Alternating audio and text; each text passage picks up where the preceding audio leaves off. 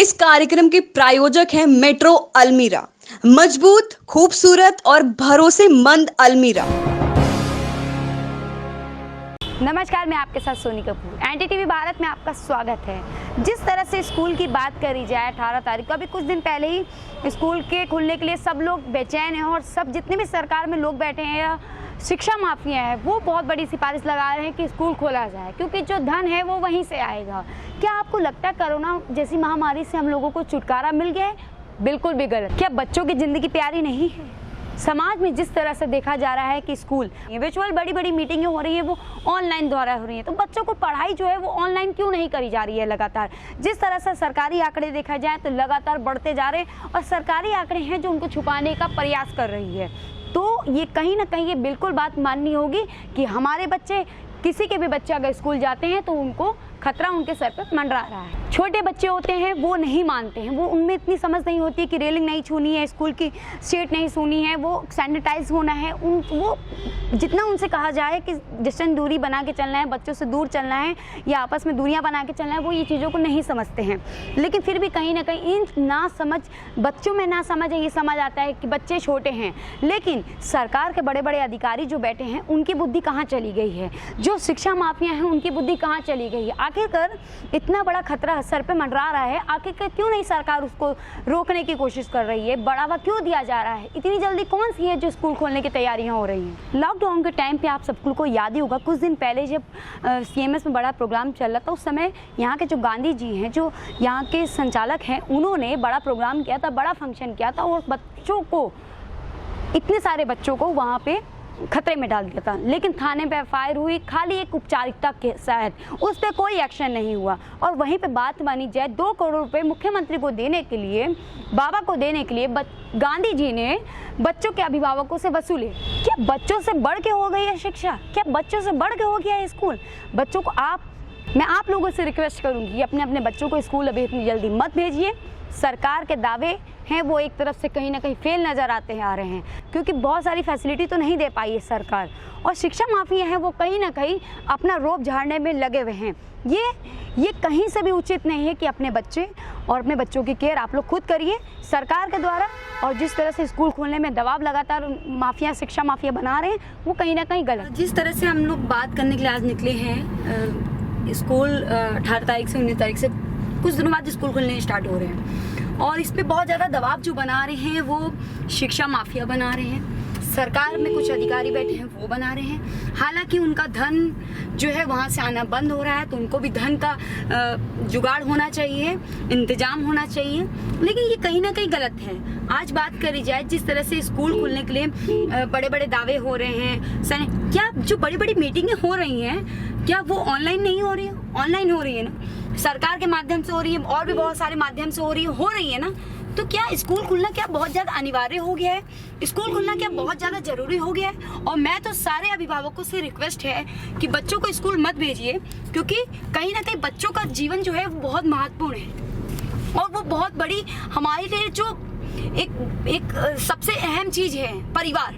और मुझे नहीं लगता कि जिस तरह से सरकार ने ये आदेश देने के लिए तैयारियां करी हैं कि स्कूल खुले और जो माफिया हैं जो बड़े बड़े दबाव बना रही है, कहीं ना कहीं बहुत गलत है। यूपी गवर्नमेंट ने जिस तरह से अपने दिशा निर्देश जारी कर दी है, गाइडलाइंस जारी कर दी है और जल्दी स्कूल भी खुलने के आगे की तैयारियां भी स्टार्ट हो गई है, जैसे कि अभी हम लोग देखते आ रहे हैं। सर क्या नाम है आपका? ओजस्वी विशाल सरन।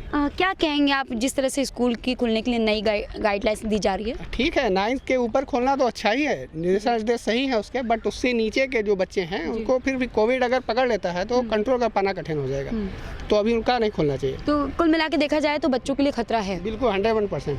तो आपको लगता है कि अभी विचार करना चाहिए? 101% बिल्कुल पेरेंट्स को बुला करके उनसे समझना चाहिए। हमें नहीं लगता कोई भी पेरेंट्स राजी होगा कि हम बच्चों को भेजें।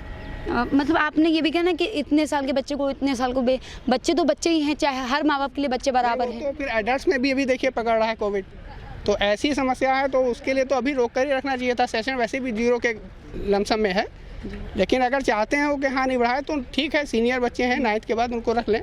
लेकिन जो जूनियर बच्चे बहुत छोटे हैं उन पर कंट्रोल कर पाने में बहुत दिक्कत हो जाएगी। बिल्कुल मैम।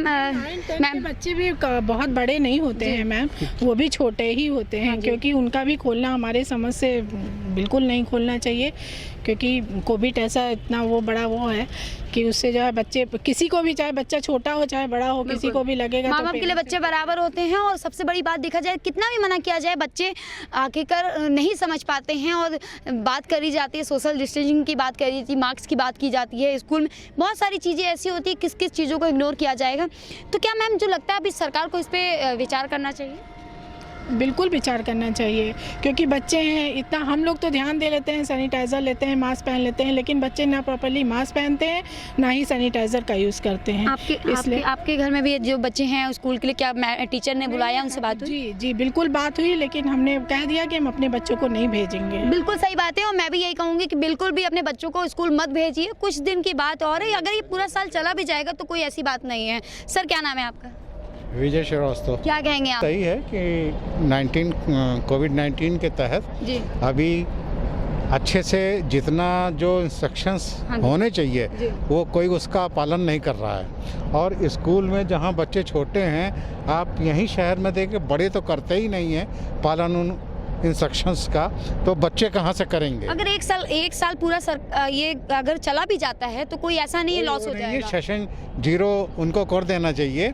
ऐसे ही बच्चे जब पढ़ाई ही नहीं हुई है तो बच्चों ने कुछ पढ़ाई नहीं है तो सेशन उनको 0 कर देने में कोई वो हर्ज नहीं है। बिल्कुल, जिस तरह से सर ने कहा कि अभी सेशन को देख के आगे लेके और विचार भी करना चाहिए। और देखा जाए तो लगातार इस पर अभी विचार, बहुत सारी मीटिंगें हो रही हैं, लगातार मुख्यमंत्री जी, डीएम लखनऊ भी लगातार बैठे हुए हैं, लेकिन अभी भी कहीं ना कहीं विचार करने की ज़रूरत है। ये बताइए कि स्कूल बच्चों के ओपन हो रहे हैं, स्कूल खुल रहे हैं, क्या लग रहा है आपको, क्या आपके विचार है?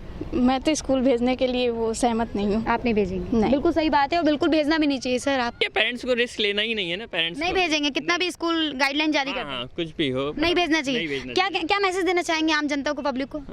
बच्चों की सेहत के साथ कोई खिलवाड़ नहीं, पहले लाइफ फिर सब कुछ।